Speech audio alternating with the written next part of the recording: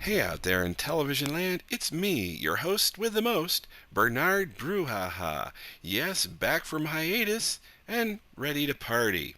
Happy New Year, or happy day after New Year's, as I'm taping this in 2015, but you're probably watching it in 2016. Still, nice to be back in the old crypt after my enforced hiatus. I really need to dust in here, but finding good quality dust to toss around in the cobwebs is just so tricky these days that I'm so glad I have access to Ghoul's list, as I can always dig somebody up to do the heavy dirtying. Guys, that just sounded wrong. Can we change that or edit it out? No? No. Well, back to the matter at hand. The movie you'll be watching. Okay, so it's not a movie. It's a made-for-TV thing, and it's not even really shot on film as it was shot on video, but it's still quite good. Now, Nigel Keane wrote this. He's Mr. Quatermass himself, and he wrote this television play. It's one of those, as I mentioned before, shot on video productions. They didn't even have any 16 millimeter film to film it while they were out on location. Just live video. So, do you guys recall a few months back we showed the movie 5 Million Years to Earth? Well, it was written by the same guy, although Professor Quatermass is nowhere to be found in it. He might have been in there somewhere. Quatermass was like England's first sci-fi hero, and this is a lot like that movie we watched. Yeah, minus the budget and the special effects and the aliens and the spaceship and such. So, really nothing at all like what I was just saying. Still, it's a creepy atmospheric story, and from what I understand, the production was mostly studio bound. Just like a lot of British shows, they kind of went over their allotted studio time, so a bunch of scenes had to be scrapped at the last second. Now, today's feature has an awful lot of players on it, so pay close attention, or I might just have to get out my home movies from the trip last summer and show them to you instead. That is a threat, by the way. Michael Bryant plays Peter Brock.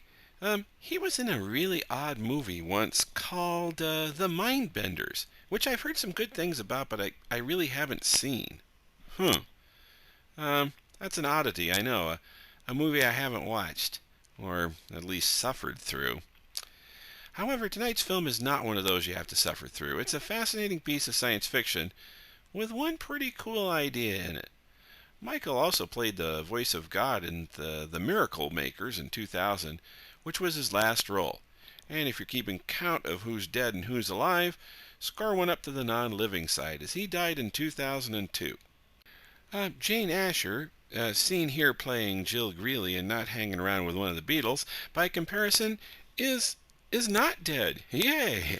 In 1955, she played a little girl in the original The Quatermass Experiment. That's experiment with no E in front of it. It starts with an XP, like some bizarre Dungeons and Dragons game. And later went on to be in a lot of memorable roles. Yep, a lot of them. Ooh, she was Francesca in Mask of the Red Death. Grrr. And later she was in 2000's remake of A for Andromeda. Oh, yeah, and she was also in the Sarah Jane Adventures in that two-parter, Whatever Happened to Sarah Jane, where she sort of gets removed from history. That was pretty cool. Ian Cuthbertson plays Roy Collinson here in this. He had a lot of small parts over the years, from Adam Adamant Lives to the Avengers and the Protectors. Most of the people in this thing were either in the Avengers or the Protectors, or both. He was also in Children of the Stones.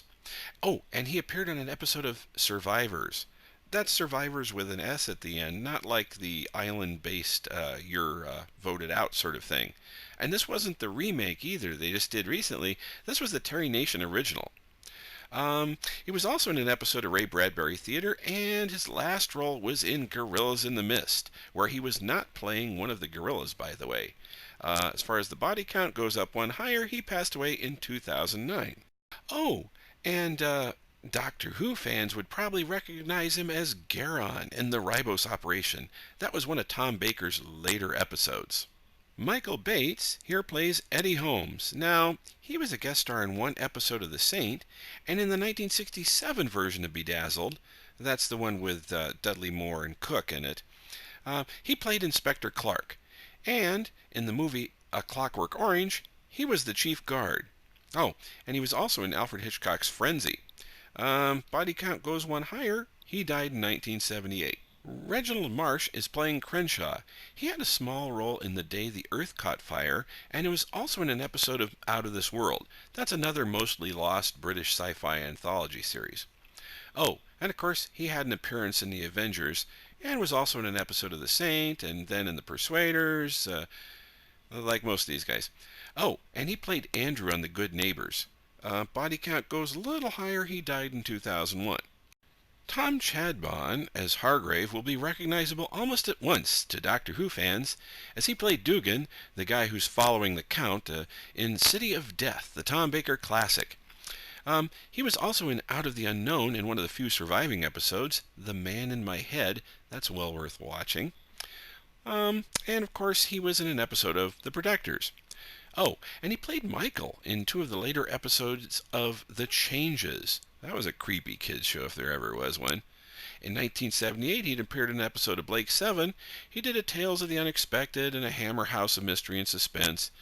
And in a Gary Anderson Space Precinct, he played Max Zeller. I vaguely remember that role. Oh, and he was in that remake of Casino Royale, and yay, he's one of the few actors in this who's still alive. James Cosmo plays Cliff Dow. He was in the movie version of Doomwatch. Oh, and of course an episode of The Persuaders. And he also appeared once in Gary Anderson's UFO. Woohoo! And he too is still alive. You know, the still alive category is almost winning for those of you keeping count of the bodies. And don't we all? James Cosmo also is probably recognizable to fans of Games of Thrones.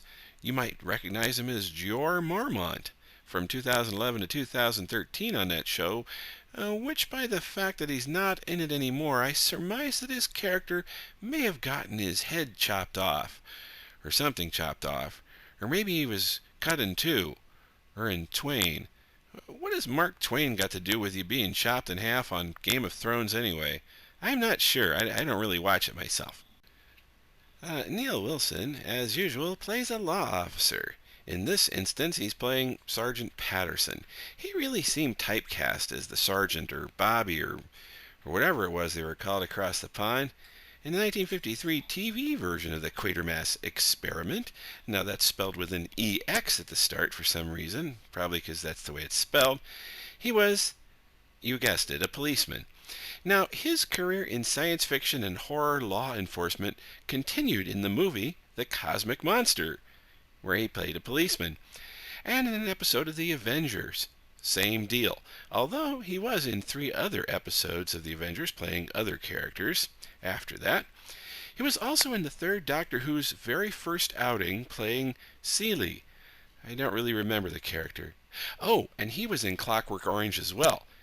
He played the prison check-in officer. Oh, and in an episode of The Persuaders? Wait for it. Yep, you guessed it. He was a police officer. Oh, and in Dr. Jekyll and Sister Hyde, a movie that statistically will probably have to play on this show one day, he was the older policeman, sort of branching out there a little bit. And in the movie The Horror of Frankenstein, he got to play... Well, actually, he got to play a schoolmaster in that, branching out just a teeny bit from playing the law officer. So enjoy this oft-forgotten British treat, or trick, as it really is quite interesting, even if it is a bit unfinished. Oh, and Happy New Year's, everyone. Don't forget to drink your flaming bananas virtually responsibly, please. That's good sterno.